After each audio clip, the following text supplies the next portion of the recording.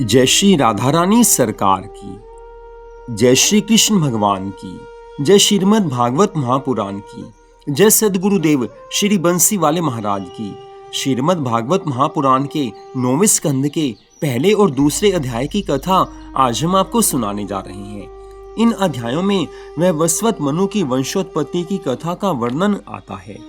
तो कथा इस प्रकार है। राजा परीक्षित श्री सुखदेव जी महाराज जी से कहने लगे हैं, हे महामुने, मैंने 14 मनवंतरों की कथा आपके श्री मुख से श्रवण की है तथा राजा सत्यव्रत की कथा जिसे मत्स्य भगवान ने ज्ञान का उपदेश दिया था उससे सुनकर मुझे आनंद मिला है। परंतु अब मेरी इच्छा है कि मैं आपके श्री मुख से ये सुनूं कि कौन कौन से राजाओं ने कौन कौन से मनवंतर में राज्य किया था, अथवा इस समय जो सूर्य का पुत्र श्राद्ध देव मनु राज्य कर रहा है उसकी संतान उत्पत्ति की कथा विस्तार सहित कहने की कृपा कीजिए। राजा परीक्षित के इन वचनों को सुनकर श्री सुखदेव जी महाराज कहने लगे हैं, हे राजा परीक्षित, उसका वर्णन विस्तार सहित तो कोई सैकड़ों वर्षों में भी नहीं कर सकता है, अतः मैं संक्षेप में उनकी कथा का वर्णन करता हूँ, इसलिए तुम उसे ध्यान पूर्वक सुनना। जब महाप्रलय के बाद संपूर्ण संसार में चारों ओर जल ही जल हो गया, उस समय केवल एक आदि पुरुष श्री नारायण जी भगवान ही शेष बचे। तब उनकी ऐसी इच्छा हुई कि संसार को उत्पन्न करके अपना स्वरूप स्वयं ही देखूं। उस समय कमल का एक पुष्प श्री नारायण भगवान की नाभि से प्रकट हुआ है। उस पुष्प से ब्रह्मा जी प्रकट हुए हैं और उन्होंने श्री नारायण जी भगवान के आदेश अनुसार मनु नामक एक पुत्र की रचना की है। उस मनु के हृदय से मरीचि ऋषि उत्पन्न हुए हैं और उनसे कश्यप नामक बालक की उत्पत्ति हुई है। कश्यप से सूर्य उत्पन्न हुए, सूर्य से श्राद्ध देव मनु का जन्म हुआ। जब श्राद्ध देव के कोई संतान उत्पन्न नहीं हुई तब उसने वशिष्ठ जी से प्रार्थना की है कि हे ऋषिवर, आप कोई ऐसा प्रयत्न कीजिए जिससे मेरे यहाँ कोई पुत्र उत्पन्न हो जाए। वशिष्ठ जी महाराज जी ने कहा है कि तेरे यज्ञ करने से तेरे पुत्र उत्पन्न हो जाएगा। तब श्राद्ध देव मनु की पत्नी ने वशिष्ठ जी के साथी ब्राह्मण से जो हवन कुंड में घृत की आहुति दे रहा था उसे कहा कि हे विप्रवर, मेरी ऐसी इच्छा है कि मेरे यहाँ एक अत्यंत रूपवती कन्या का जन्म हो जाए। तब उस ब्राह्मण ने कन्या उत्पन्न होने के निमित्त मंत्र पढ़कर आहुति दी है, जिसके फल स्वरूप उसके यहाँ एक अत्यंत सुंदर कन्या का जन्म हो गया। तब वशिष्ठ जी महाराज ने उसका नाम इला देवी रखा है। उस समय श्राद्ध देव मनु बोले कि हे मुनिवर, मैंने तो पुत्र की कामना के निमित्त यज्ञ की रचना की थी, फिर बड़े ही आश्चर्य की बात है कि मंत्र का फल विपरीत होकर कन्या कैसे उत्पन्न हो गई। ये तो बड़ा आश्चर्य हुआ है। तब वशिष्ठ जी महाराज कहने लगे हैं, हे राजन, तेरी स्त्री ने कन्या होने की कामना आहुति देने वाले ब्राह्मण से प्रकट की थी, इसलिए तेरे यहाँ कन्या का जन्म हुआ है। वशिष्ठ जी महाराज पुनः कहने लगे हैं, हे राजन, तू हताश मत हो, मैं भगवान से प्रार्थना करके इस पुत्री को ही पुत्र अवश्य बना दूंगा। वशिष्ठ जी महाराज जी के इन वचनों को सुनकर राजा श्राद्ध देव को आनंद मिला है। तत्पश्चात वशिष्ठ जी महाराज ने श्री नारायण भगवान का स्मरण करके जब अपने ब्रह्मत्व से उनकी प्रार्थना की तब प्रभु श्री लक्ष्मीपति जी ने उन्हें अपना दर्शन देते हुए कहा है कि हे वशिष्ठ, मैं तुमसे बहुत प्रसन्न हूँ, अतः तुम अपना मनोरथ प्रकट करो। तब वशिष्ठ जी महाराज जी ने हाथ जोड़कर भगवान से दंडवत प्रणाम करते हुए कहा है, हे भक्त वत्सल, हे प्रभु, हे त्रिलोकी के नाथ, मेरी ऐसी इच्छा है कि यह पुत्री पुत्र हो जाए। तब श्री नारायण भगवान ने कहा है कि तथास्तु, ऐसा ही होगा। ऐसे वचन आज त्रिलोकीनाथ भगवान के मुख से निकलते ही जब वह कन्या पुत्र के रूप में होकर खेलने लगा तब राजा ने उसका नाम सुधुम्न रखा है और अत्यंत आनंद मनाया है। तदुपरांत ब्राह्मणों और दरिद्रों को बहुत सा मन चाहा दान और दक्षिणा देकर उस पुत्र को बड़ी धूमधाम से समय आने पर राज सिंहासन पर बैठा दिया है। तब वह धर्म पूर्वक राज्य करता हुआ प्रजा का पालन करने लगा। एक दिन वह राजकुमार श्री नारायण भगवान की प्रेरणा से इलाव्रत खंड में शिकार खेलने को गया और एक हिरण के पीछे घोड़ा दौड़ाता हुआ अंबिका नामक वन में आ गया। वहां आते ही राजकुमार पुनः स्त्री बन गया और उसका घोड़ा भी घोड़ी बन गया तथा जितने भी उसके साथ सेवक थे वे सब भी उस वन में पहुंचते ही स्त्री बन गई। उस समय वे लोग लज्जा के कारण एक दूसरे को अपना हाल नहीं बता सके। जब किसी का कुछ वश नहीं चला तब सब लोग इसे प्रभु इच्छा समझकर संतोष कर बैठे हैं। इतनी कथा सुनकर राजा परीक्षित ने पूछा है, हे मुनिवर, अब आप कृपा करके ये बताइए कि वे लोग उस वन में पहुंचने से स्त्री क्यों बन गई थी। श्री सुखदेव जी महाराज कहने लगे हैं, हे राजा परीक्षित, एक दिन उस वन में भगवान शिव और माता पार्वती जी नग्न होकर तांडव नृत्य कर रहे थे कि उसी समय सनकादिक चारों भाई उनके दर्शन के निमित्त वहां आए हैं। जब उन ऋषियों ने भगवान शिव और माता पार्वती जी को प्रणाम किया तब पार्वती जी ने उन ऋषियों को देखकर लज्जा के कारण अपने नेत्र नीचे कर लिए। तब वे लोग वहां से निराश होकर श्री नर नारायण भगवान के दर्शन के निमित्त बद्रिक आश्रम को चल दिए हैं। तब पार्वती जी ने भगवान शिव जी से कहा कि आप विहार करने के लिए कोई आश्रम क्यों नहीं बनाते जो मुझे इस प्रकार वन में लज्जित करते हैं। आज लज्जा के कारण मुझसे अपना मुख किसी को भी नहीं दिखाया जाता है। यह सुनकर महादेव जी भगवान जी ने कहा है कि हे प्राण प्रिय, तुम रुष्ट क्यों होती हो। मैं इस वन को ऐसा शाप देता हूँ कि आज से इस वन में देवता, दैत्य, मनुष्य तथा पशु आदि जो भी कोई पुरुष रूप में आएगा वह तुरंत ही स्त्री बन जाएगा।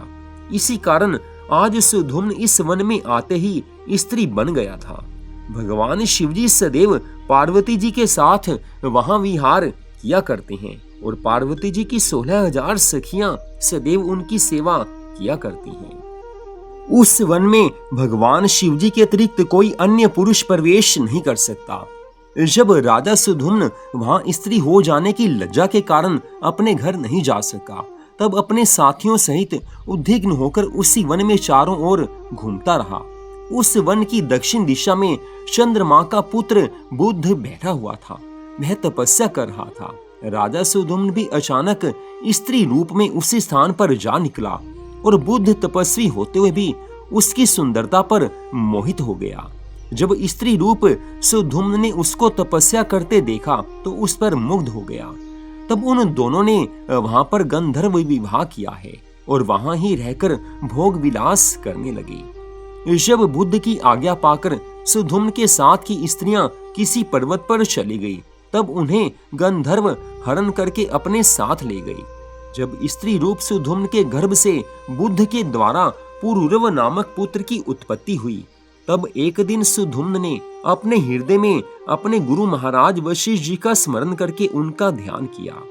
तत्पश्चात जब अंतर्यामी वशिष्ठ जी महाराज उसके पास आकर उपस्थित हो गए तब सुधुम्न ने हाथ जोड़ते हुए दंडवत प्रणाम करके उनसे अपना सब वृतांत कह सुनाया है और प्रार्थना की है कि हे मुनिवर, अब आप ऐसी कृपा कीजिए कि जिससे मैं पुनः पुरुष हो जाऊं। यह वचन सुनकर वशिष्ठ जी महाराज कहने लगे हैं, हे राजन, तू धीरज रख, मैं शीघ्र ही तेरे पुरुष रूप होने का उपाय करता हूँ। तदुपरांत वशिष्ठ जी ने सुधुम्न पर दया करके भगवान गिरिजापति का ध्यान और स्तुति की है। भगवान शिव और माता पार्वती जी ने दर्शन देकर बड़ी प्रसन्नता पूर्वक कहा है कि हे मुनिवर, आपकी क्या अभिलाषा है। वशिष्ठ जी महाराज जी ने आज भगवान शिव और माता पार्वती जी को दंडवत प्रणाम करते हुए कहा है, हे महादेव जी, आप सुधुम्न पर कृपा करके उसे पुनः स्त्री से पुरुष बना दीजिए। यह वचन सुनकर पार्वती जी ने कहा है कि सुधुम्न के स्त्री हो जाने का कारण ये है कि महादेव जी ने अंबिका वन को शाप दिया है, अतः वह शाप नहीं मिट सकता। पार्वती जी की इस प्रकार कहने पर महादेव जी ने दया करते हुए कहा है कि हे वशिष्ठ जी, सुधुम्न 1 महीना पुरुष तथा 1 महीना स्त्री रूप में रहा करेगा। आज ऐसा वरदान देकर भगवान शिव और माता पार्वती जी वहां से अंतर ध्यान हुए हैं। तब उसी समय राजा सुधुम्न पुरुष रूप होकर अपने पुत्र पुरूरव सहित अपने राज सिंहासन पर आ गया। वह 1 महीना पुरुष रूप में रहकर राज्य कार्य करता था और दूसरे महीने में स्त्री रूप होने के कारण बीमार होने का बहाना बनाकर राजमहलों में छिपकर रहता था। जब पुरुष रूप होने पर सुधुम्न के उसकी स्त्री से 3 पुत्र और पैदा हो गए, तब उसने कुछ दिन राजा का सुख उपभोग करके अपना मन संसार से विरक्त किया है। तदुपरांत उसने अपने 3 पुत्रों को, जो उसकी स्त्री से पैदा हुए थे, उन्हें दक्षिण दिशा का राज्य दे दिया है और अपने द्वारा कुछ दिन तक उत्पन्न हुए पुत्र पुरूरव को, जो बुद्ध के वीर्य से पैदा हुआ था, अपने राज सिंहासन पर आरूढ़ करके स्वयं वन में जाकर कुछ दिनों तक भगवत स्मरण करके मोक्ष की प्राप्ति की है। उन्हें भगवान का वैकुंठ धाम मिला है। तत्पश्चात राजा पुरूरव द्वारा चंद्रवंश तथा सुधुम्न के अन्य 3 पुत्रों द्वारा सूर्यवंश की उत्पत्ति हुई है। श्री सुखदेव जी महाराज आगे की कथा का वर्णन करते हुए कहने लगे हैं, ये राजा परीक्षित, जब राजा सुधुम्न वन में अपना शरीर छोड़कर मोक्ष को प्राप्त हो गया, तब उसके पिता श्राद्ध देव ने और संतान की उत्पत्ति के निमित्त श्री नारायण भगवान की तपस्या की है। तब श्री नारायण भगवान की इच्छा से उनकी श्रद्धा नामक स्त्री से 10 पुत्रों की उत्पत्ति हुई है। तब उसने अपने ज्येष्ठ पुत्र का नाम इक्ष्वाकु रखा है, दूसरे पुत्र का नाम प्रखंदर रखा है। वह दिन में गुरु वशिष्ठ जी की गौओं को चराता हुआ रात्रि में उनकी रखवाली किया करता था। एक दिन वर्षा ऋतु में रात्रि के समय एक सिंह ने एक गाय को आ पकड़ा। तब गऊ का बुरी तरह डकराना सुनकर प्रखंदर उठा और उसने बिजली की चमक में सिंह को देखकर उस पर तलवार का प्रहार किया, परंतु वह तलवार सिंह का एक काटती हुई गाय के पेट में घुस गई और वह गाय तुरंत ही मृत्यु को प्राप्त हो गई।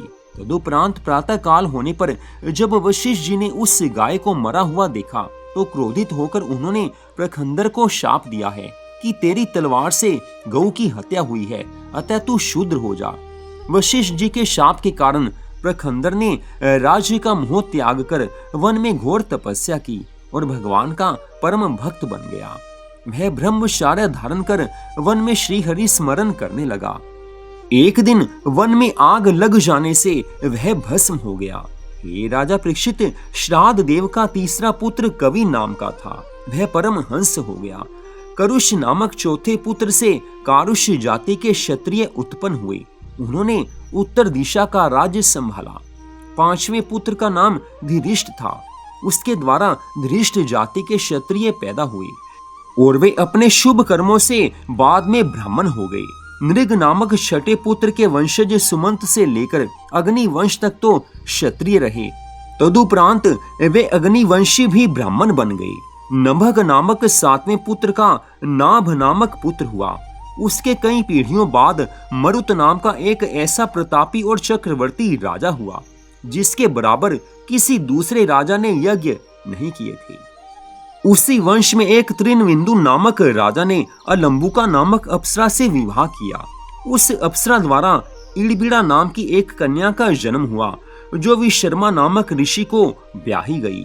उस इड़बिड़ा के गर्भ से कुबेर का जन्म हुआ है।